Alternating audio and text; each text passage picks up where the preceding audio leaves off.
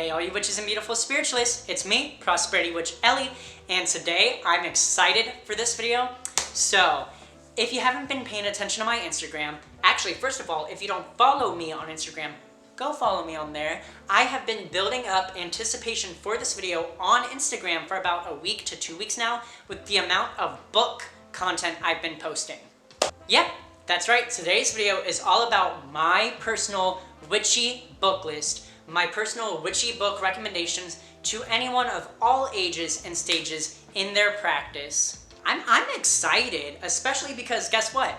I'm not filming on my phone for once. I got myself a camera and a tripod and a bunch of other doodads. So this is my first, in my opinion, professional video that I've done in a while. Okay, all that excitement aside, yeah, so today's video is all about my personal witchy book list for anyone in all ages and stages of their practice. And as always, I never know how long these videos are gonna be, so go ahead and go get yourself a drink. Today I'm just drinking water because I'm dehydrated as hell.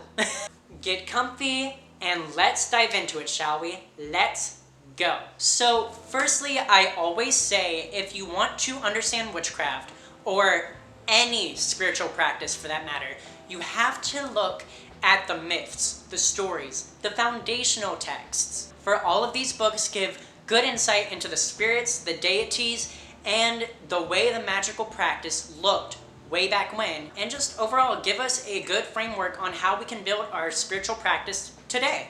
That being said, my first two book recommendations on this list are the Illiad and Odyssey by Homer. Those books are probably the most well-known epic poems in Greek mythology. They are essential, in my opinion, if you want to work with or honor the Greek pantheon. You get insight into the deities' personalities, their relationships, and their very, very dramatic lives. Plus, even if you're not into deity work, these stories are packed full with themes of heroism, fate, and divine intervention, which, again, in my opinion, shapes the spiritual practice to this day. So if the Iliad and Odyssey tell the stories of the gods, Hesiod tells us who they are and where they came from. The Theogony is basically a genealogy of the Greek pantheon. It lays out the birth of the gods, the titans, and all the dramatic stuff that happened to shape the universe. While Hesiod's Works and Days, on the other hand, is more practical. Works and Days is all about how to live in harmony with the cycles of nature, which, in my opinion, for me, is very fitting. And not just on the Greek pantheon, but on the Norse pantheon, Kemetic Egyptian pantheon, anything, any foundational texts, any books on mythology, stories of mythology of that said pantheon is a good place to start. For the Norse pantheon, I will always recommend the, the Poetic and the Prose Edda, and for the Kemetic or Egyptian pantheon, I will always recommend the Egyptian Book of the Dead, mostly because that is the only Egyptian mythology book that I really have. Point being, whatever path you are on, whatever spiritual practice that you choose to go down, get yourself some books on the mythology, the culture, and the foundational texts of that specific path. Okay, so moving on, we've talked about the foundational text. Now let's talk about the path-specific books. And when I say path-specific, I really mean my path, but I still hope that you guys take anything you can and anything you want out of these recommendations. The next book I have to offer is Liber, Kthonia by Jeff Cullen. If you're looking for a more hands-on approach to Hecatean witchcraft, Liber Kthonia offers a mix of historical approaches and modern devotionals into that practice. It explores rituals, cult objects, and what Cullen calls the witch's flame, which is, in his description, a divine energy fueling magic. And while it takes creative liberties, blending different influences, it provides an immersive guide for those wanting to explore Hecatean practices. Okay, so for my nature baddies out there, this book is a gem. The Book of Hedge Druidry by Joanna Hoven. In my opinion, it is all about walking between worlds, working with nature spirits, and building a practice rooted in the cycles of the land. And even if you don't consider yourself a druid, like me, there is so much in this book about animism, spirit communication, and seasonal magic that can enrich any practice. Okay, so now that we talked about the foundational stuff, let's talk about books that actually get into the working, the magic aspect of the practice. These next books focus on spellcraft, rituals, and magical techniques you can directly apply to your practices. The Elements of Spellcrafting by Jason Miller. I love this book. It breaks down why magic works and why sometimes it doesn't. Okay, so my battery died on me. Where were we? Okay, so Miller gets into timing, focus, intention, and how to make your spells more effective. Honestly, this book is a practical, no fluff book that is packed with information to level up your magic practice. And since we're talking about Jason Miller, I wish I can include all of his books, but then this video would be too long. I have Real Sorcery by, well, the same author.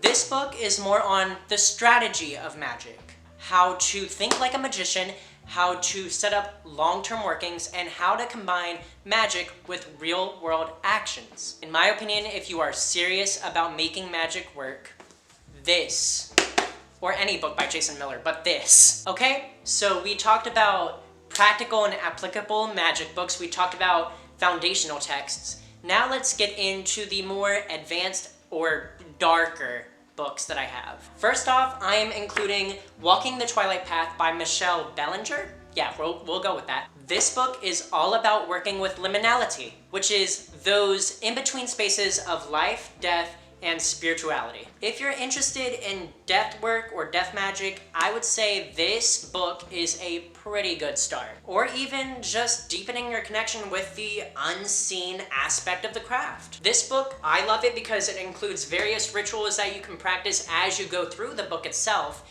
and it also has journal prompts at the end of each chapter, so you can really reflect over anything and everything that you learned thus far and throughout the book. Okay, so ancestor work. To me, ancestor work is such an important part of my practice, and to make it accessible and practical, Badass Ancestors by Patty Wigington? I don't know authors, so I'm sorry. She covers offerings, rituals, and even ethical consideration of ancestor veneration. So if you're really looking to connect with those who came before you, honestly, I would recommend this book. It is a great start. So another book that I will gladly recommend, Of Blood and Bones by Kate Freuler. This book goes into deep, primal, raw aspects of magic and witchcraft. Now, it does talk about shadow work, and it does talk about baneful work, and obviously working with materials such as blood, bones, and other edgier elements of practice. So in my opinion, if you're into folk magic or other untamed aspects of the craft, you gotta check this book out. And on the topic of baneful magic, which by the way, if that's not your cup of tea, that's fine. I like to say I practice it when I have to for more of a defensive or protective aspect, but if I do have to do some things, I will. Honestly, morality overall plays a big part in spiritual practices, which most of us learn down the line. Anyway, on that note, we have Utterly Wicked by Dorothy Morrison, which is basically a no BS guide to baneful magic. It covers hexes, jinxes, curses, and protective workings. Because it is my personal opinion that if you don't know how to do this, then you can't properly heal or do more, I guess, lighter aspects, which we'll get into that later.